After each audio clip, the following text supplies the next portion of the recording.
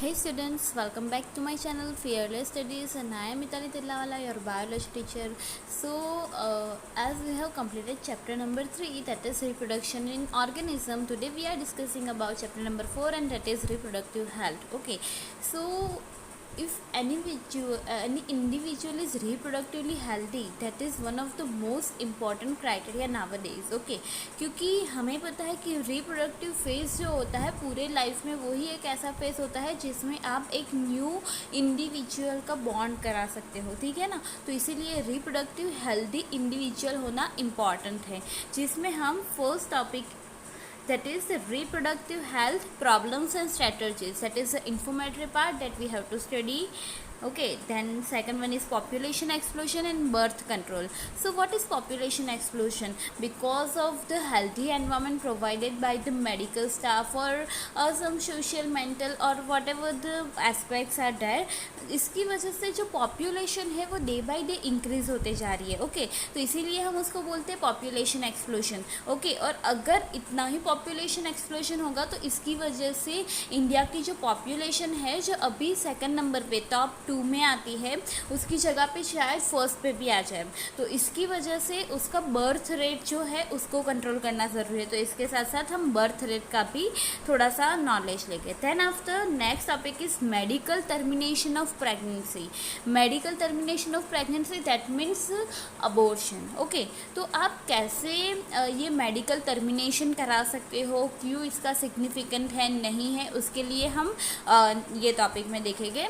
Then fourth topic is sexually transmitted disease. Okay, sexually transmitted disease is also known as STD। Okay, STD। तो sexually transmitted disease specially AIDS, वो भी हमें थोड़ा knowledge लेना important है। And the last topic is infertility. अगर infertility की बात करें तो सबसे बेस्ट एग्जांपल है कि आज के टाइम में बहुत सारे IVF सेंटर्स खुल गए हैं। ओके, तो वो IVF सेंटर्स क्या करता है कि जो भी मेल पार्टनर और फीमेल पार्टनर है उन दोनों का जो भी टेस्ट है वो करता है, और उसके बाद जो भी प्रॉब्लम है, इधर इनफर्टिलिटी है या फिर स्पर्म काउंट कम है या फिर मोटिलिटी कम है, उसको फिर मेडिसिन से या फिर कैसे भी मेडिकल ट्रीटमेंट के तरीके से वो इनफर्टिलिटी को रिड्यूस करता है। और इनफर्टिलिटी की वजह से क्या क्या प्रॉब्लम होते हैं उसके बारे में हमें पढ़ना है। ओके, तो ये जो चैप्टर 4 है वो मोस्ट प्रोबेबली इंफॉर्मेटरी पार्ट है, बट वो इम्पॉर्टेंट चैप्टर है यूनिट 1 का। So let's start with introduction. Okay, in introduction you have given 3 reproductive health definition. Okay, how can you say that the individual is reproductively healthy? So here are some definition जिसके through हमें पता चलेगा that the particular individual is reproductively healthy or not. So in first definition, reproductive health, that means healthy reproductive organs with normal functions. That means जो भी mail या female reproductive organ है वो भी हेल्दी होने चाहिए और उसका जो फंक्शन है वो भी नॉर्मल होना चाहिए। That is the reproductive health.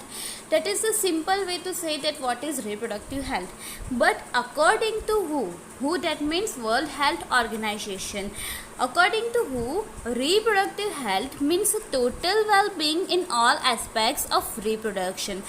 Total wellbeing हमने 9th स्टैंडर्ड में पढ़ा है, that health means wellbeing. Okay, but यहाँ पे हम रिप्रोडक्टिव हेल्थ की बात कर रहे हैं तो total wellbeing in all aspects of reproduction. अभी वो एस्पेक्ट्स कौन से हैं, that emotional, physical, behavioural, social etcetera. That means ऐसा नहीं है कि आप लुक में हेल्दी लग रहे हो तो उसको हम हेल्दी बोलते हैं, ठीक है ना। हमको mentally, emotionally, physically, behaviourally and socially भी हेल्दी होना पड़ेगा, तभी हम बोल सकते हैं कि जैसे यहाँ पे लिखा है टोटल वेलबींग। ओके, एंड यहाँ पे ये जो डेफिनेशन है उसकी ही सेम वे में ये डेफिनेशन है, बट वो मोर सोफिस्टिकेटेड वे में है। तो let's see, a society with people having physically and functionally normal reproductive organs and normal emotional and behavioral interactions among them in all sex related aspects might be called reproductively healthy. तो ये 3 जो definition है उसको आपको याद रखनी है, वो MCQ में एज ए स्टेटमेंट भी आ सकता है।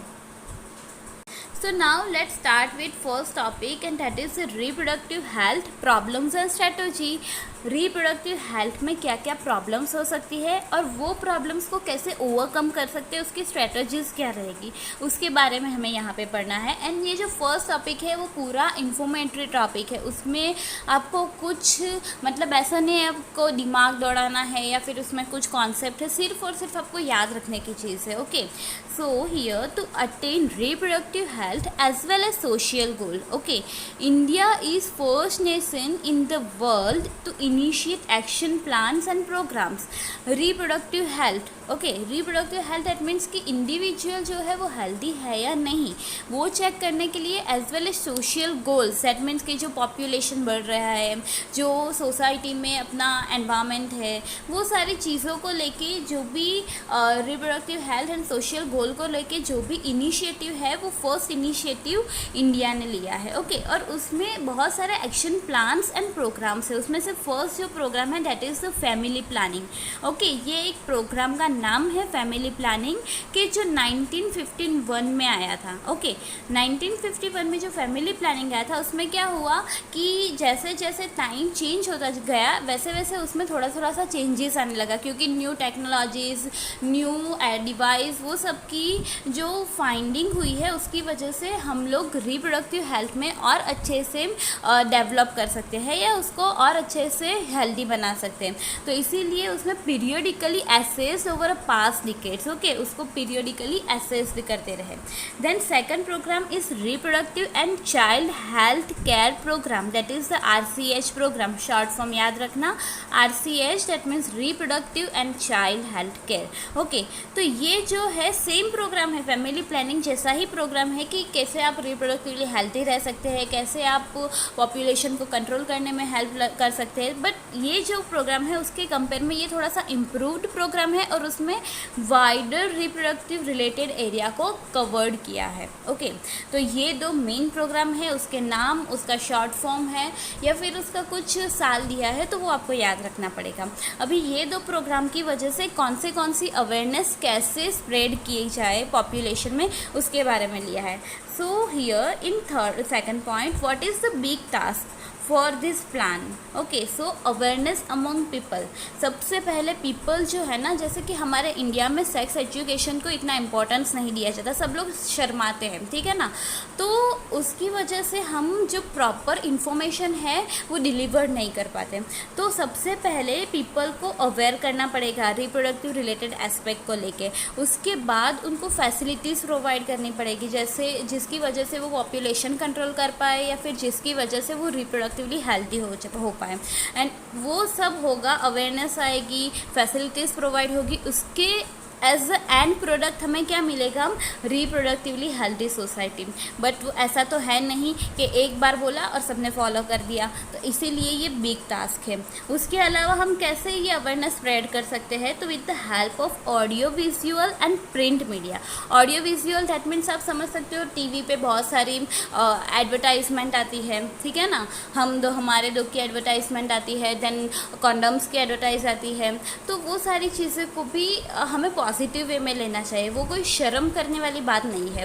Then print media that means newspaper, तो उसके थ्रू जो governmental and non governmental agencies है ना, वो स्टेप ले रहे हैं कि जिसकी वजह से पॉपुलेशन या पीपल जो है वो अवेयर हो पाए।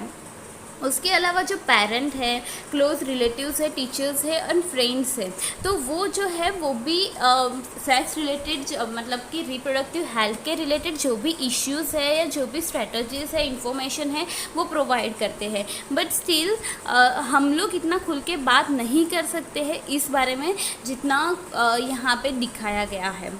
Then introduction of sex education. जब भी हम लोग समझते हैं कि सेक्स एजुकेशन हमारी स्टडी में 10th स्टैंडर्ड से आया है। क्यों 10th स्टैंडर्ड से?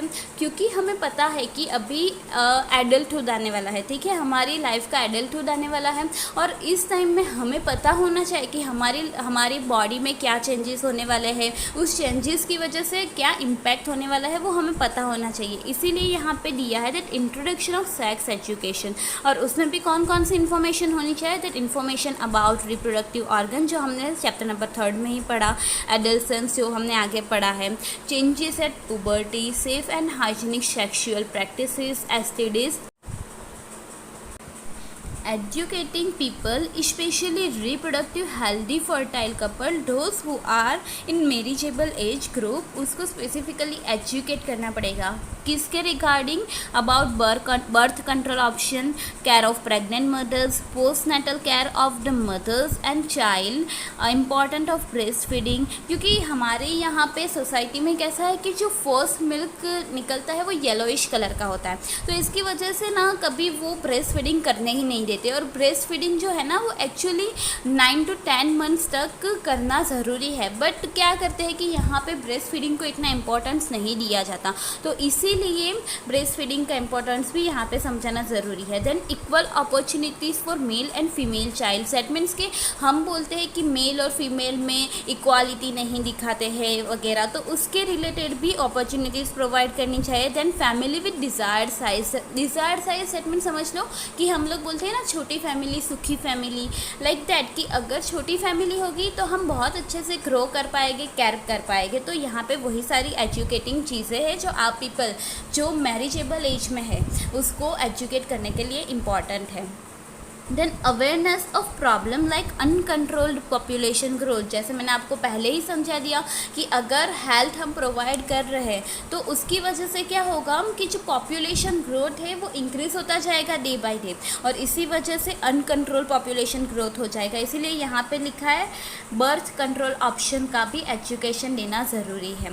Then social evils like sex abuse और सेक्स रिलेटेड क्राइम्स एक्सेट्रा, जैसे आपको पता है कि बहुत सारे रेप के केसेस बढ़ रहे हैं, बहुत सारी ऐसी मतलब समझ लो कि एब्यूसिंग बातें हो रही है सेक्स रिलेटेड, तो वो सारी चीज़ें इसलिए हो रही है क्योंकि वहाँ पे सेक्स एजुकेशन लैकिंग है, ठीक है ना। तो इसीलिए यहाँ पे जो भी सोशल एविल्स है या फिर पॉपुलेशन ग्रोथ है उसके लिए भी अवेयर होना ज़रूरी है कि जिसकी वजह से हम socially responsible and healthy society का बिल्डअप कर पाए। ओके, तो अभी तक हमने पढ़ा कि कौन कौन से प्रोग्राम्स हैं और प्रोग्राम्स के अंदर कैसे अवेयरनेस स्प्रेड हो रहे हैं, बट उसके अलावा अगर वो एक्शन प्लान को सक्सेसफुली इम्प्लांट करना है तो for that we require strong infrastructural facilities. That means जो भी बेसिक रिक्वायरमेंट है कोई भी इंडिविजुअल को रिप्रोडक्टिवली हेल्दी बनाने के लिए जो बेसिक रिक्वायरमेंट है वो बेसिक रिक्वायरमेंट को प्रोवाइड करना ज़रूरी है। Then after professional expertise, that means जो मेडिकल स्टाफ होते हैं वो मेडिकल स्टाफ या फिर एक्सपीरियंस नर्स कैसे हेल्प कर सकती है वो भी इम्पॉर्टेंट है। एंड मटेरियल सप्लाईज, जो मटेरियल यूज़ हो सकते हैं उसके सप्लाई और सपोर्ट की भी इम्पॉर्टेंट है। To provide medical assistance and care to people in reproductive related problems like pregnancy, delivery, STDs, abortions, contraception, menstrual cycle, infertility, etc. अभी ये जितने भी reproductive related जो issues या problem तो नहीं बोल सकते, बट हाँ ये जितने भी reproductive related aspects है ना उसको medical assistant and care की ज़रूरत है, और efficiently care कर पाएंगे अगर बहुत अच्छी टेक्निक, जैसे टेक्निक्स जो है वो डे बाय डे मॉडिफाइड होती जा रही है और उसकी वजह से एक्यूरेसी आ रहा है। तो जितनी बेटर टेक्निक्स और स्ट्रेटजीज यूज़ करते रहेंगे उतना हम मोर एफिशिएंटली केयर कर पाएंगे एंड असिस्ट कर पाएंगे, ठीक है ना। Then the next point is amniocentesis. Amniocentesis that means कि जो एमनियोटिक फ्लूइड होता है, बेबी जो बैग में रहती है उसमें जो फ्लूइड होता है उसको एमनियोटिक फ्लूइड बोलते हैं। तो वो जो एमनियोटिक फ्लूइड है ना उससे हम DNA टेस्ट करवा के हम वो रिवील कर सकते हैं कि जो बेबी ग्रो हो रहा है वो फीमेल है या मेल है, मतलब जेंडर जो है वो रिवील कर सकते हैं एमनियोसेंटेसिस से। तो इससे क्या होगा कि जो फीमेल फोर्टिसाइड दैट मीन्स कि फीमेल को डेट कर देना, जैसे कि फीमेल चाइल्ड है तो उसको अबॉर्ट कर देना। तो फीमेल चाइल्ड है ना तो उसके ऊपर स्टैट्यूटरी बैन लगाया है, एमनियोसेंटेसिस के ऊपर बैन लगाया है। क्यों? क्योंकि अगर एमनियोसेंटेसिस से पता चल गया कि फीमेल चाइल्ड है तो अबॉर्शन करके उसको गिरा देंगे, and that is not under अवर क्या बोल सकते हैं कि जो भी प्रोपोगेशन है या जो भी फंडा है कि हम रिप्रोडक्टिव हेल्दी सोसाइटी बनाएंगे उसके लिए ये पॉसिबल, ये अच्छी चीज़ नहीं है, ठीक है ना। क्योंकि हमने बोला लड़का लड़की एक समान, तो फिर फीमेल को क्यों मार रहे हो। तो इसीलिए यहाँ पे एमनियोसेंटेसिस के ऊपर बैन लगाया है। और इसीलिए बोला है तो check legally increase female foeticide. Amniocentesis हो रहे थे तब कितने फीमेल फोर्टिसाइड हुए और एमनियोसेंटेसिस हो जाने के बाद कितने फीमेल फोर्टिसाइड हुए, उसका कंपेयर करके आप चेक कर सकते हो कि कितना इंक्रीमेंट हुआ है और कितना डिक्रीज हुआ है। Then massive child immunization. Immunization that means all about the vaccine. जैसे ही बेबी बॉर्न होता है उसके बाद जो वैक्सीन जो भी होती है, BCG होती है एंड बहुत सारी वैक्सीन होती है, तो वो वैक्सीन देके उसको इम्यूनाइज कैसे कर पाए उसके बारे में पढ़ना है।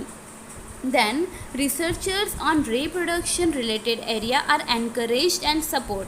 अगर जितना हम रिसर्च को सपोर्ट करेंगे, एनकरेज करेंगे, उतना ही हम अच्छी सी नई टेक्निक डेवलप कर पाएंगे या फिर जो भी अभी करंट प्रेजेंट टेक्निक है उसको इम्प्रूव कर पाएंगे। उसके लिए एक बेस्ट एग्जांपल है सहेली। सहेली is one type of contraceptive पिल जो कहाँ पे बनी है, central drug research institute Lucknow, that is CDRI।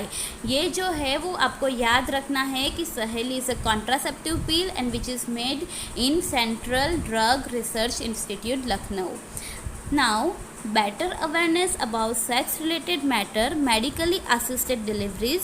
Medically assisted deliveries मतलब क्या बोलते हैं कि पहले के टाइम में क्या था, जैसे फिल्मों में दिखा है कि गर्म पानी लेके आओ, कपड़ा लेके आओ और डिलीवरी हो गई, तो वो बहुत अनहाइजीनिक वे होता है कि डिलीवरी करने का, बेबी डिलीवर करने का। इसीलिए अभी के टाइम में जो भी इक्विपमेंट्स है, जो भी मेडिकल इक्विपमेंट्स है, स्टेरिलाइजेशन करना, वो सारी चीज़ें की वजह से जो मेडिकली असिस्टेड डिलीवरीज होती है वो हाइजीनिक होती है। Then better postnatal care of mothers and children. Okay, ये करना भी ज़रूरी है क्योंकि एक बार बेबी बॉर्न हो गया उसके बाद भी मदर और बेबी का केयर रखना ज़रूरी है जब तक कि वो अपना इम्यूनाइजेशन डेवलप ना करते। तो इसकी वजह से क्या होगा कि जो maternal and infant mortality rate that means की डेथ रेट, ठीक है ना, वो डिक्रीज़ हो जाएगा। उसके साथ साथ क्या होगा, increase number of couple with little family. जैसे मैंने बोला आगे कि ऐसी फैमिली चूज़ करना चाहिए जो डिज़ायर्ड साइज़ की, स्पेशली छोटा परिवार सुखी परिवार, जो मैंने आपको आगे भी बताया। Then better detection and cure of STDs। जैसे मैंने आपको बोला कि जैसे जैसे टेक्निक्स डेवलप होती जा रही है ऐसे ऐसे एक्यूरेसी बढ़ रही है, तो हम इजीली STDs को डिटेक्ट करके उसको क्योर कर पा रहे हैं। Then increase medical facility for sex related problems. पहले इतनी फैसिलिटीज़ नहीं थी बट अभी फैसिलिटीज़ डेवलप हो रही है और इसकी वजह से जितने भी प्रॉब्लम जो क्रिएट हो रहे हैं उसको हम इजीली ओवरकम कर पा रहे हैं। सो इन फर्स्ट टॉपिक जस्ट किस टाइप के प्रोग्राम्स है, उसके गोल्स क्या है, कैसे अवेयर कर सकते हैं, कौन कौन से एजुकेशन में हम प्रोवाइड कर सकते हैं, वो सारी चीज़ें हमने पढ़ ली, इन्फॉर्मेशन ले लिया। Then the second topic is all about the population explosion and birth control. Okay, so population explosion की अगर हमने आगे ही पढ़ा कि अगर हम अच्छे से केयर करेंगे, इम्यूनाइजेशन करेंगे, तो उस सारी चीज़ों से जो मॉर्टालिटी रेट है मदर का भी और इन्फेंट मतलब कि जो चाइल्ड बॉर्न हुआ है वो, उनका भी मॉर्टालिटी रेट कम हो गया है। तो इसकी वजह से पॉपुलेशन जो है वो एक्सप्लोजन होने के चांसेस है, तो इसीलिए हमें बर्थ कंट्रोल के भी ऑप्शन देने चाहिए। तो यहाँ पे in first point, all round development in various field, increase quality of life of the food in various field, मतलब समझ लो कि मेडिकल फील्ड जो है उसमें डेवलपमेंट हुआ है, अगर फूड की बात करें तो इसमें भी डेवलपमेंट हुआ है, मतलब जितना भी नरिशमेंट से लेके केयर, सब कुछ चीज़ों में जो भी डेवलपमेंट हुआ है इसकी वजह से जो पीपल के लाइफ की क्वालिटी है वो इंक्रीज़ हो रही है। और हम हमेशा बोलते हैं कि जिसकी क्वालिटी अच्छा है वो लॉन्ग टाइम तक टिक सकता है। तो अगर लाइफ क्वालिटी अच्छी हो रही है तो मोर्टालिटी रेट कम हो रहा है, और अगर मोर्टालिटी रेट कम हो रहा है तो इसकी वजह से पॉपुलेशन एक्सप्लोजन होने के चांस सबसे ज़्यादा है।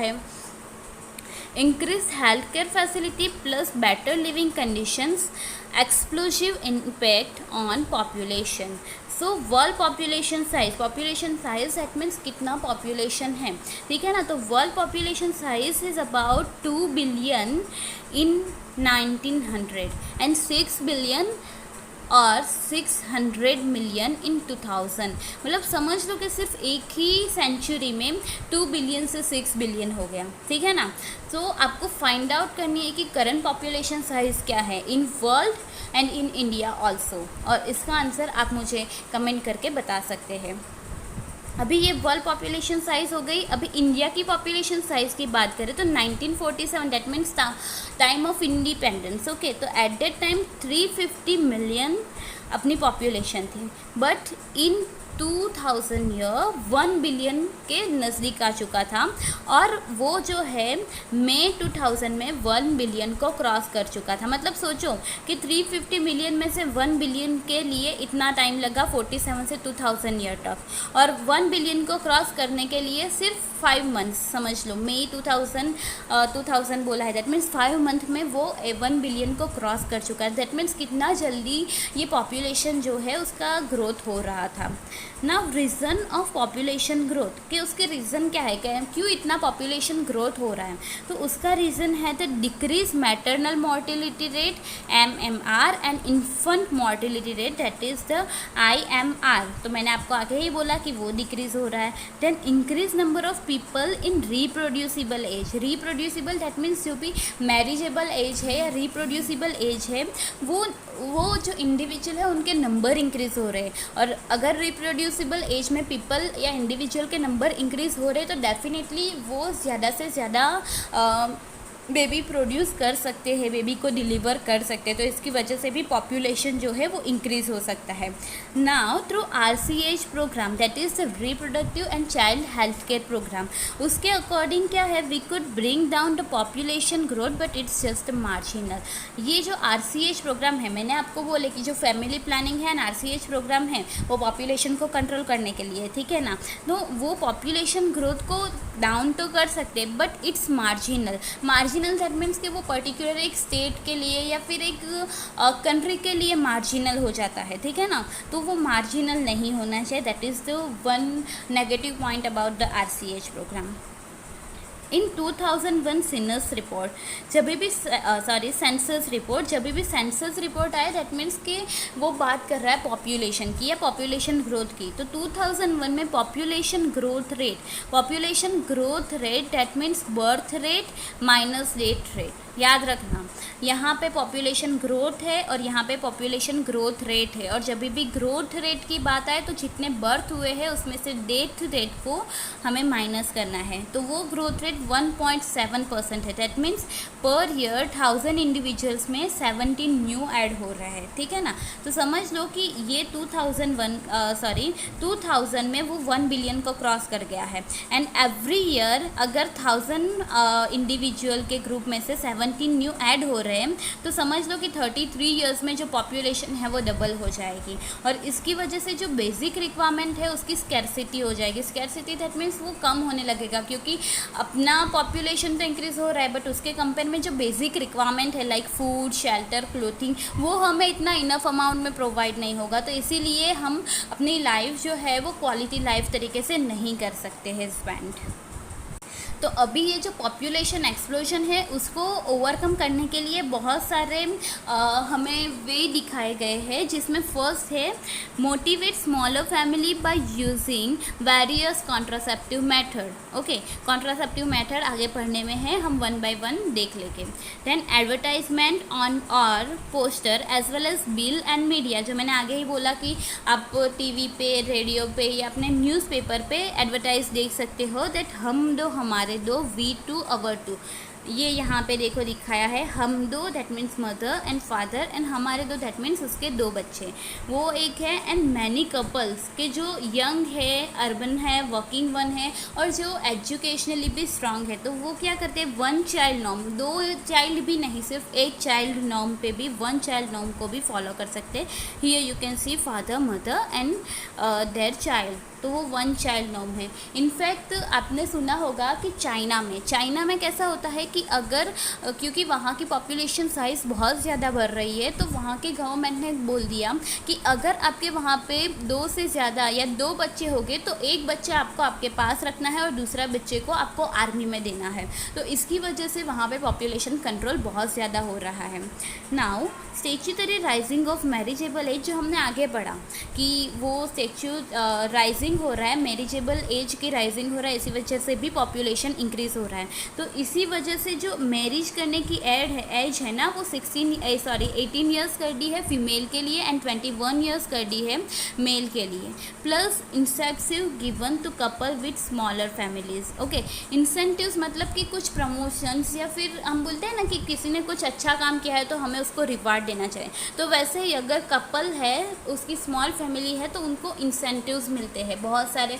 हम सुनते रहते हैं बेटी पढ़ाओ योजना, ये योजना, ये तो ये सारे टाइप के इंसेंटिव्स है। ओके, पहले जो मैरिजेबल एज थी ना वो अप्रोक्स 16 ईयर्स एंड 20 ईयर्स थी या 18 ईयर्स थी, मतलब 16 ईयर्स फॉर फीमेल एंड 18 या 20 ईयर्स फॉर मेल। बट अभी वो जो मैरिजेबल एज है ना उसको इंक्रीज़ कर दिया है, क्योंकि हमें पता है कि मैरिज के बाद ही बेबी बॉर्न कर सकते हैं, ठीक है ना। तो इसकी वजह से जो रेट है, जो बर्थ रेट है, उसको हम कंट्रोल कर सकते हैं।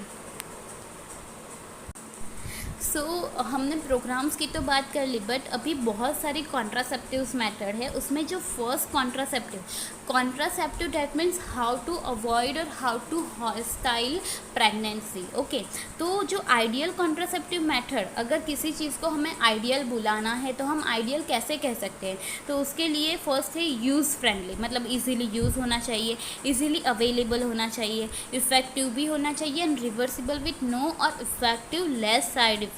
यूज़ फ्रेंडली मतलब हम इजीली यूज़ कर सकें, इजीली अवेलेबल दैट मीन्स ऐसा नहीं कि हमें वो कॉन्ट्रासेप्टिव मेथड के लिए बहुत दूर दूर तक जाना पड़े और बहुत कॉस्टली हो, तो उसी वजह से हम इजीली एक्सेसिबल या अवेलेबल नहीं हो पाना, वो आइडियल कॉन्ट्रासेप्टिव मेथड का पॉइंट नहीं है।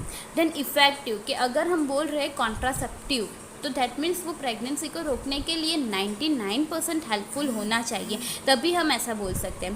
देन रिवर्सिबल विथ नो और effective less side effect, that means कि अगर बात करते हैं फॉर एग्जांपल कॉन्डम्स की बात करते हैं, ठीक है ना, तो कॉन्डम्स जो है वो प्रेगनेंसी को रोक सकता है, बट रिटर्न में उसकी वजह से कोई भी साइड इफ़ेक्ट नहीं होने चाहिए। That is reversible with no और effectively less side effect. No interferences with the sexual drive, desire and or sexual act of users. Some method of contraceptives, अभी पहले हमने आइडियल कॉन्ट्रासेप्टिव मेथड किसको कहा जाता है वो पढ़ा, ठीक है ना। अभी कौन कौन सी मेथड है कॉन्ट्रासेप्शन के लिए, उसमें फर्स्ट है नेचुरल और ट्रेडिशनल। नेचुरल और ट्रेडिशनल दैट मीन्स ऐसा नहीं है कि हमें उसमें मेडिकल का मतलब कि मेडिसिन यूज़ करना पड़ेगा या कोई डिवाइस यूज़ करना पड़ेगा, वो एक नेचुरल प्रोसेस है कि जिसकी वजह से हम कॉन्ट्रासेप्शन कर सकते हैं। Then barrier method, IUDs that means intrauterine device, oral contraceptive that means contraceptive pills, injectable implants और सर्जिकल मेथड। वो हम ये जितनी भी कॉन्ट्रासेप्टिव मेथड है वो 1 by 1 हम ट्राई करेंगे, ओके, देखेंगे। So first one is natural method और which is also known as a traditional method. तो उसमें क्या होता है कि avoiding chance of ovum and sperm meeting. हमें पता है कि ओवम एंड स्पर्म का मीटिंग कहाँ पे होगा, फैलोपियन ट्यूब में, ठीक है ना। तो अगर ओव्यूलेशन ही नहीं होगा और अगर ओव्यूलेशन हो गया है तो स्पर्म जो है उन दोनों के बीच में मीटिंग नहीं करवानी है नेचुरल मेथड से। तो उसमें फर्स्ट जो मेथड है वो है पीरियोडिक एब्सटिनेंस। तो उसमें क्या होता है कि avoid abstain from coitus from 10 to 17 days of the menstrual cycle because of the ovulation. हमने menstrual cycle पढ़ा है, ठीक है ना। तो हमने उसमें देखा कि 14th day that is the middle of the menstrual cycle, वो अप्रोक्सीमेट डे है कि जहाँ पे ओव्यूलेशन होगा, ठीक है ना। तो यहाँ पे एवरेज दिया है कि 10 to 17 डेज़ है। जो मेंस्ट्रुअल साइकिल में 10 to 17 डेज़ है उसमें आपको कोइटस मतलब कि सेक्सुअल इंटरक्रॉस नहीं करना है, ठीक है ना। तो उसकी वजह से क्या होगा कि वहाँ पे ओव्यूलेज मतलब जो ओवरी में से जो ओवम निकल रहा है वही प्रेजेंट नहीं होगा। अगर वो प्रेजेंट नहीं होगा तो इसकी वजह से क्या होगा कि अगर स्पर्म एंटर भी करेगा और वहाँ पे ओवम नहीं होगा तो वो 5 डे के अंदर स्पर्म जो है वो मर जाएंगे और वहाँ पे प्रेगनेंसी होने के चांस कम हो जाएंगे। बट हाँ, अगर 10 to 17 डेज दैट मीन्स कि ओव्यूलेशन के टाइम पे आपने सेक्सुअल इंटरक्रॉस किया तो एट दैट टाइम फर्टिलाइजेशन के चांस बहुत ज़्यादा हाई है और उसको हम फर्टाइल फर्टाइल पीरियड भी बोलते हैं। देन सेकंड इज विड्रॉवल और कॉइटस इंटरप्टस। दैट मीन्स कि मेल पार्टनर जो है ना, जैसे कि सेक्सुअल इंटरक्रॉस हो रहा है, बट जो सेटिस्फाइंग स्टेप होता है ना, उस टाइम पे आपको पता चलता है कि हाँ अभी वो जो सीमेन है या स्पर्म है वो इजैक्यूलेट होने वाला है। तो एट दैट टाइम क्या करना पड़ता है कि वो जो पेनिस है उसको वजाइना से बाहर निकाल दो, तो उसकी वजह से इंसेमिनेशन नहीं होगा, और अगर इंसेमिनेशन नहीं होगा तो वहाँ पे जो प्रेगनेंसी होने के चांस है वो भी कम हो जाएंगे। बट हाँ, ये सारी जो भी नेचुरल मेथड है ना, उसमें फेलियर होने के चांसेस ज़्यादा है। फेलियर दैट मीन्स कि हाँ प्रेगनेंसी होने के चांसेस ज़्यादा है। Then lactation amenorrhoea. Lactation that means related to milk production. हमने लास्ट चैप्टर नंबर 3 में भी पढ़ा that what is the lactation. Okay, तो menstrual cycle do not occur during period of intense lactation following parturition. So as long as mother breast feeding child chance of conception is nil. That means जब भी delivery होती है, delivery के बाद maximum 6 month या 7 month तक periods जो है वो नहीं होते हैं, मेंस्ट्रुअल साइकिल्स नहीं होता है। तो एट दैट टाइम पे वहाँ पे ओव्यूलेशन नहीं होगा, और अगर ओव्यूलेशन नहीं होगा तो आप इजीली अगर सेक्सुअल इंटरक्रॉस होगा तो प्रेगनेंसी को अवॉइड कर सकते हो। यहाँ पे लिखा है कॉन्सेप्शन का चांस जो है वो नील है, मतलब कि 0 है। अभी यहाँ पे कोई भी मेडिसिन या इंस्ट्रूमेंट यूज़ नहीं हुआ, हमने जो जितना भी अवॉइड करना चाहा वो नेचुरली किया है, इसीलिए वहाँ पे साइड इफ़ेक्ट नहीं है। बट हाँ, चांस ऑफ फेलियर जो है वो हाई है। Chance of failure that means कि हाँ प्रेगनेंसी होने के चांसेस ज़्यादा है। तो ये एक ट्रेडिशनल मेथड है, बट उसके कई सारे डिसएडवांटेजेस भी है और एडवांटेजेस भी है। Now second method is barrier method. जैसे ही नाम में दिया है बैरियर, मतलब कि एक बैरियर बीच में ला देना है। जैसे कि आप बोलते हो ना कि पानी का फ्लो हो रहा है, वाटर फ्लो हो रहा है, अगर बीच में एक बड़ी सी वॉल बिल्डअप कर लो तो वहाँ पे बीच में जो वाटर फ्लो है वो होना बंद हो जाएगा, ठीक है ना। तो मतलब बीच में बैरियर ला दिया, कोई हिंड्रेंस ला दिया कि जिसकी वजह से वाटर का फ्लो नहीं हो रहा है। तो सेम यहाँ पे वो कॉन्सेप्ट है कि physical meeting of ovum and sperm is prevented with the help of barriers. उसके बीच में मतलब कि ओवम और स्पर्म दोनों के बीच में मीटिंग होने पे रोक लगाई जाएगी with the help of barriers. अभी वो बैरियर्स में फर्स्ट है male and female condoms. Barrier made of thin rubber latex sheet, either it is made up of rubber or it is made up of latex. Cover penis in case of male condom and or cover vagina or cervix during sexual intercourse in case of female condoms to prevent entry of semen in female reproductive tract. Okay, prevent conception. अभी यहाँ पे देखो आपको figure में दिखाया है, that is the male condom and that is the female condom. It is use to cover penis and it is use to cover either vagina और cervix. अभी क्या होगा कि जब भी सेक्सुअल इंटरक्रॉस होगा तो जो भी इंसेमिनेशन होगा वो इंसेमिनेशन तो वजाइना में ही होगा, but because of this barrier वो जो सीमेन है वो इसमें ही कलेक्ट होके रह जाएगा और वो जो है ओवम तक पहुँच ही नहीं पाएगा। तो ये एक बेस्ट मेथड है कि जिसकी हेल्प से आप प्रेगनेंसी को अवॉइड कर पाओ। Then Nirodh is well known male condom. एक मेल कॉन्डम है जिसका नाम है निरोध। ओके, तो वो याद रखना है। Use increase day by day as use of it prevent unwanted pregnancy, जो मैंने आपको ऑलरेडी बता दिया, as well as protect individual from STDs and AIDS, क्योंकि इसकी वजह से जो है डायरेक्ट कांटेक्ट नहीं हो पाता, ठीक है ना। तो इसकी वजह से जो एसटीडीज़ मतलब कि sexually transmitted disease and AIDS जो है उसका जो स्प्रेड होना होता है उससे भी हम इंडिविजुअल को प्रोटेक्ट कर सकते हैं। Now condoms are disposable. ये जो कॉन्डोम्स होते हैं ना वो वन टाइम यूज़ होते हैं, एक बार यूज़ करने के बाद उसको डिस्पोज कर देना होता है। Self inserted so that give privacy to use. ये जो है ना बहुत सारे ऐसे डिवाइस है जिसके लिए हमें मेडिकल असिस्टेंस की ज़रूरत होती है, but in case of condom ये जो है हम खुद से यूज़ कर सकते हैं। इसीलिए यहाँ पे लिखा है कि सेल्फ इंसर्टेड है, इसीलिए हम अपनी प्राइवेसी है उसको प्रोटेक्ट कर सकते हैं। उसके अलावा ये कॉन्डम्स की तो बात हो गई जिससे आप वेल नोन हो गए, और उसके अलावा जो है वो है डायफ्राम। यहाँ पे देखो दिया गया है कि ये वजाइना है, और सॉरी ये जो है वजाइना है और ये सर्विक्स पोर्शन है, तो उसके नीचे के पोर्शन में यहाँ पे डायफ्राम रख देना है। तो इसकी वजह से क्या होगा कि वजाइना के थ्रू जितने भी सीमेन या स्पर्म्स आएंगे वो इसके आगे जा ही नहीं पाएंगे, और इसकी वजह से हम बैरियर बना के उसको रोक पाएंगे। देन सर्विकल कप, यहाँ पे देखो दिखाया है सर्विकल कप, सेम इसमें जैसे इंसर्ट किया है वैसे ही ये सर्विकल कप को इंसर्ट करना है, और ये जो हैंगर लाइक पोर्शन है वो बाहर की मतलब कि वजाइना साइड पे रखना है। तो इससे क्या होगा, और हाँ ये जो सर्विकल कप है ना उसमें हम स्पर्मिसीडल, जैसे कि हम बोलते हैं कि जब भी सीडल की बात आए तो उसका मतलब होता है कि किल करना, तो ये जो कप है ना उसमें हम स्पर्मिसिडल क्रीम, जेली या फॉर्म भी यूज़ कर सकते हैं कि जिसकी वजह से उसमें जितने भी स्पर्म या सीमेन कलेक्ट हुआ है उसमें जितने भी उसको मार सके, स्पर्म को इजीली किल कर सके। और walls made up of rubber, ये सारी चीज़ें रबर से बनी है, inserted into female reproductive tract to cover cervix, above female barriers are reusable, ये जो है वो वन टाइम यूज़ है, बट ये सर्विकल कप है, देन वॉल्स है, डायफ्राम है, वो रीयूजेबल है and used with spermicidal cream, jellies and form, की जिसकी वजह से जो भी स्पर्म है वो किल हो जाए। तो ये अपनी बैरियर मेथड है। बैरियर मेथड में याद रखना मेल एंड फीमेल कॉन्डम्स के बारे में लिखा है, then cervical cap and that diaphragm and walls, और उसके क्या एडवांटेजेस है, डिसएडवांटेजेस है। हाँ ये जो मेथड है ना इससे 99.9% प्रेगनेंसी को अवॉइड कर सकते हैं, बट हाँ इसके साइड इफ़ेक्ट भी रहते हैं, इतने ज़्यादा साइड इफ़ेक्ट नहीं है, बट हाँ कोई इंडिविजुअल ऐसा होता है कि जिसको लेटेक्स या रबर से एलर्जी हो सकती है, तो इसकी वजह से थोड़ी बहुत प्रॉब्लम हो सकती है, otherwise it is the best method.